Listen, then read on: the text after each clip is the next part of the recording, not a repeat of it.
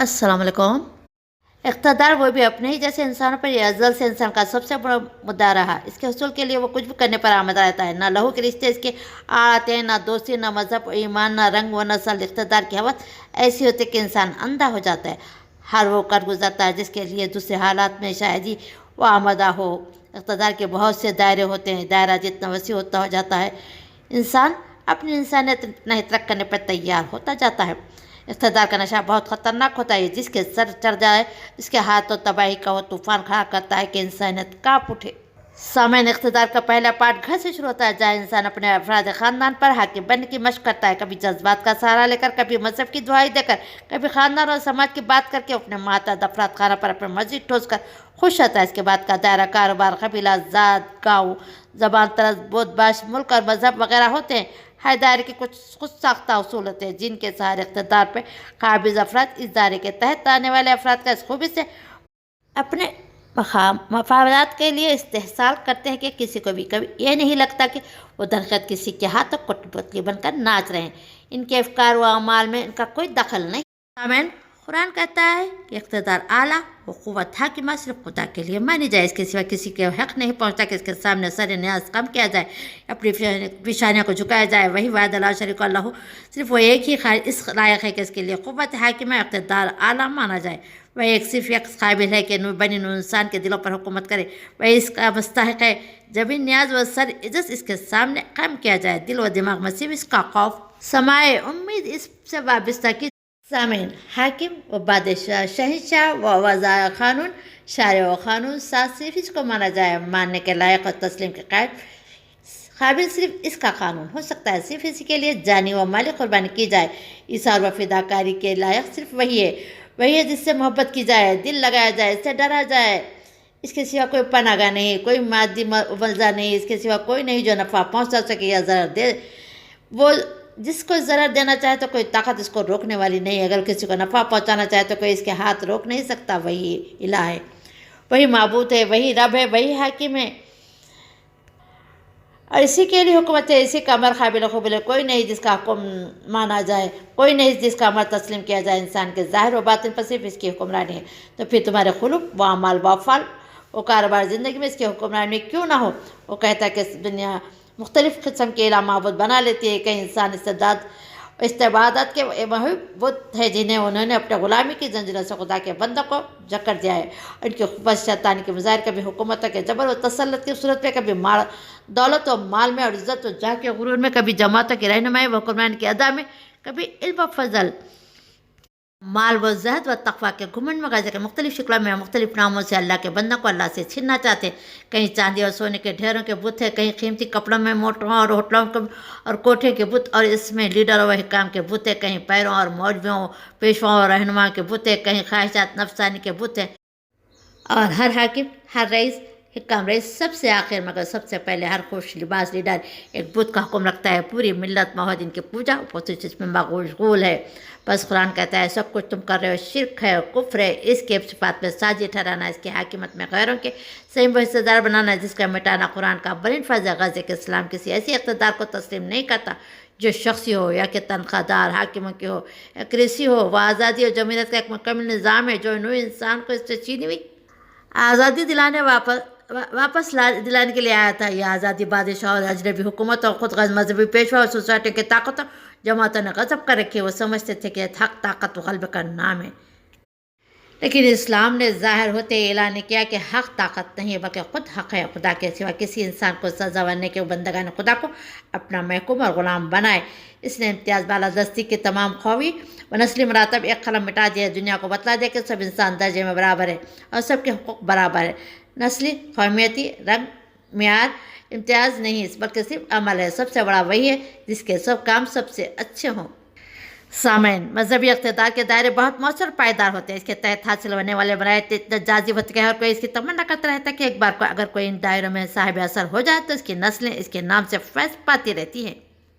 سماجی اداروں میں اقتدار کا بھی ایک الگ مقام ہوتا ہے۔ ان دائروں میں شہرت کے ساتھ ساتھ وسائل کے لیے چور دروازے بھی ملتے ہیں جہاں سے اقتدار پر پہنچا ہوا کہیں سے کہیں پہنچ سکتا ہے۔ یہ سیاسی اقتدار کا تو کہنا ہی کیا ہے، جس کو حاصل ہو جائے اس کے تو وارے نیارے ہو جاتے ہیں۔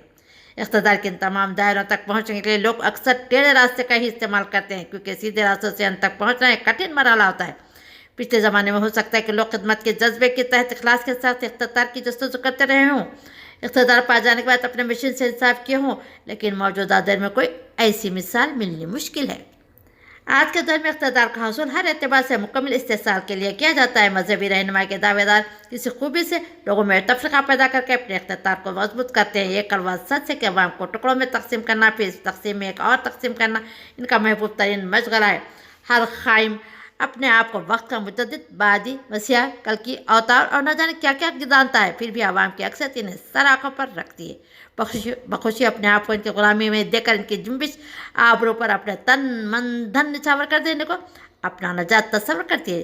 جذبات، عقیدت کا استحصال جس خوبی سے دائرے میں ہوتا ہے وہ کسی اور دائرے میں ملنا مشکل ہے۔ سامعین، سماجی ادارے میں اقتدار کا حاصل ہو جانا بھی آج کل ایک بڑی کامیابی ہے، کیونکہ اس کے دائرے بہت نفع بخش ہوتے ہیں۔ بھلے سے ان دائروں میں اقتدار کو پہنچا ہو طبقہ راست کرپشن میں مبتلا نہ ہوتا ہو، لیکن اس کے ذیل میں جو شہرت اور پہچان حاصل ہوتی ہے، اس سے فائدہ اٹھا کر اپنی سماجی، معاشی اور سیاسی حیثیت کو مضبوط کیا جا سکتا ہے۔ سامعین، آج کے دور کا سب سے بڑا اقتدار سیاسی اقتدار ہے۔ اس اقتدار کے حصول میں لوگ کس حد تک جا سکتے ہیں، اس کی مثال اگر دیکھنی ہے تو وطن عزیز میں موجودہ حکومت کی تاریخ پڑھ لیں کہ سیارے سے صرف 2 ممبر پارلیمنٹ والی پارٹی آج مکمل اکثریت کے ساتھ ملک کی سیاہ سفید کی مالک بنی بیٹھی ہے۔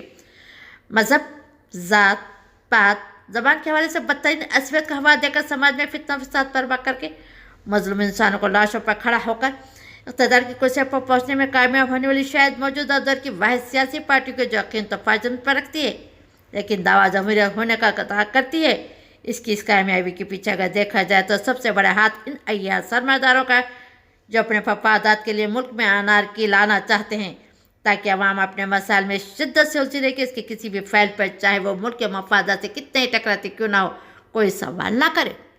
سامعین، اسلام ایک ایسا واحد دین ہے جو اقتدار تک پہنچنے کے لیے کسی بھی قسم کی غیر انسانی، غیر اخلاقی طریقے کو بدترین جرم تسلیم کرتا ہے۔ اقتدار اسلام کے نزدیک خدمت کا ایک موقع ہے جو وہ ایسے انسان کو دینا چاہتا ہے جو انسانیت کا درد رکھتے ہیں، اس کی فلاح و بہبودی کے لیے کام کرنا چاہتے ہیں۔ اقتدار پر قابض ہونے کے بعد اگر کوئی اپنی حیثیت کا غلط فائدہ اٹھاتا ہے تو اس کا سختی سے احتساب کرتا ہے اور ہمیشہ کے لیے ایسے عہدوں کے لیے اسے ناقابل اعتبار ٹھہراتا ہے۔ سامعین، خلفائے راشدین کا اقتدار، ان کے دور میں ان کے ماتحتین کے طرز عمل، اس پر خلفائے راشدین کی گرفت، خود خلفائے راشدین پر برسر ممبر عامی حضرات کے ذریعے نکتہ چینی اور سوال اس پر اس کی صفائی، یہ سب اسلام میں اقتدار کے حوالے سے مضبوط روایات ہے۔ سامعین، ہم مسلمانوں کی سب سے بڑی غلطی یہی کہ ہم نے اسلام کی ان روایات کا نہ خود اپنے دائرے میں تحفظ کیا نہ دوسروں تک اس کو پہنچا۔ اگر ہم اپنے ادارے میں اپنے میسر دائرے میں اقتدار کے ایسے نمونے پیش کرتے جو آج کل مفقود ہو چکے ہیں یا ہوتے جا رہے ہیں تو برادر وطن کے وجلوں کو مسخ کرنے سے بڑی کیا بات ہو سکتی ہے، لیکن ہم ایسا نہیں کرتے۔ اقتدار کے دور میں ہر وہ حربہ استعمال کرتے جس کی اسلام سختی سے ممانعت کرتا ہے۔ جھوٹ، کردار کشی، غیبت، الزام تراشی کے بغیر آج کل ہمارے کسی بھی ادارے میں اقتدار کا حاصل ہونا ناممکن ہے۔ اس کی ذمہ داری کس پر عائد ہوتی ہے؟ ذرا سوچیں۔ اقتدار حاصل ہو جانے کے بعد جو اصل میں ایک امانت ہے، ہم کس حد تک اس کی حفاظت کرتے ہیں؟ خود ہم اپنے گریبان میں جاگ کر دیکھ لیں۔ آمین۔ اپنی انا، اپنی شہرت، اپنے مفادات، حصول اول دائروں کے مفادات، دوسرے درجے پر خدمت کے لیے ماتحین کا انتخاب ہوتا ہے، اہلیت کے بجائے ہاں میں ہاں ملانے کے صلاحیت معیار بن جاتی ہے۔ خود کو اس کا علم ہوتے ہوئے بھی کہ علمی یا جسمانی اخلاقی اعتبار سے جس عہد کی جستجو جس پر قابض ہو اہل نہیں، اس کرسی سے چمٹے رہنا، تنقید یا سوال کرنے والوں کی تحقیر کرنا، اپنے ان بھکتوں کے ذریعے انہیں خاموش کرانا، کون سا ایسا عمل جس سے میں ہم ملوث نہیں ہیں؟ اگر ہم چاہتے کہ بدلاؤ آئے، وطن عزیز میں اقتدار صالح اور امن پسندوں کے پاس پہنچے تو اس کے لیے ہمیں اپنے دائرے عمل میں تبدیلی لانی ہوگی۔ قوموں اور ملکوں کی زندگی کا نہیں بلکہ اسلام کی زندگی کا سوال ہے۔ فرض کیجئے کہ ہندوستان کے مسلمانوں نے اپنے ترقی کے تمام منصوبے پورے کر لیے، ان کا ہر فرد تعلیم اور دولت کا ایک مرتب طلائی بت بن گیا ہے، لیکن اگر سرے سے خود اسلام کی سیاسی طاقت پر چھری چل گئی تو پھر سونے چاندی سونے کے بہشت و شداد بھی بن جائیں گے، مگر اس کے حوران غلام کس کا ترانہ گائیں گے؟ سامعین، سرور کائنات سید المرسلین صلی اللہ علیہ وسلم سے بڑھ کر مسلمان کا کون آقا ہو سکتا ہے؟ لیکن خود اس نے بھی جب عقبہ میں انصار سے بیعت لی تو فرمایا بطاعت فی معروف، یعنی میری اطاعت تم پر اس وقت تک کے لیے واجب ہے جب تک کہ میں تم کو نیکی کا حکم دو۔ جب اس شہنشاہ قانون کی اطاعت مسلمان پر نیکی و معروف کے ساتھ مشروط ہے تو پھر دنیا میں کون بادشاہ، کون سی حکومت، کون سا پیشوا، کون سے رہنما، کون سی قوت ایسی ہو سکتی جن کی اطاعت ظلم و عدوان کے بعد بھی ہمارے لیے باقی رہے؟ سامعین، دنیا اور اس کے بادشاہیں فانی ہیں، ان کے جبرت و جلال کے دن مٹنا ہے۔ خدا میں نقطق و خہار کے بھیجے فرشتے ہائے عذاب انقلاب و تغیرات کے حربے لے کر اترنے والے ان کے خلے مسمار ہو جائیں گے، ان کی تلواریں کند ہو جائیں گی، ان کی فوجیں ہلاک ہو جائیں گی، ان کی توپیں ان کو پناہ نہ دیں گی، ان کے خزانے ان کے کام نہ آئیں گے، ان کے طاقتیں نیست و نابود کر دی جائیں گی، ان کا تاج غرور ان کے سر سے اتر جائے گا، ان کا تخت جلال و عظمت بازگون نظر آئے گا۔ اور جس دن آسمان ایک بادل کے ٹکڑے پر سے پھٹ جائے گا، اس بادل کے اندر سے فرشتے جوق اتر جائیں گے، اس دن کی بادشاہت باقی نہیں ہے، صرف خدا رحمان کی حکومت ہے۔ یاد رکھے وہ دن کافروں کے لیے بہت ہی سخت ہوگا۔ سامعین، تو اس وقت کیا عالم ہوا انسان کے جنہوں نے بادشاہ ارض و سما کو چھوڑ کر مٹی کے تودوں کو اپنا بادشاہ بنا لیا، ان کے حکموں کی اطاعت کو کہ خدا کے حکموں کی اطاعت پر ترجیح دیتے تھے، جنہوں نے انسانوں سے صلح کرنے کے لیے خدا سے جنگ کی، اپنے اس ایک ہی آقا کو جنگ ہمیشہ اپنے سر اٹھا ہوا رکھا۔ وہ پکاریں گے پر جواب نہ دیا جائے گا، وہ فریاد کریں گے پرستی نہ جائے گی، وہ توبہ کریں گے پر قبول نہ ہوگی، وہ نادم ہوں گے پر ندامت کام نہ دے گی۔ اے انسان، اس دن کے لیے تجھ پر افسوس ہے۔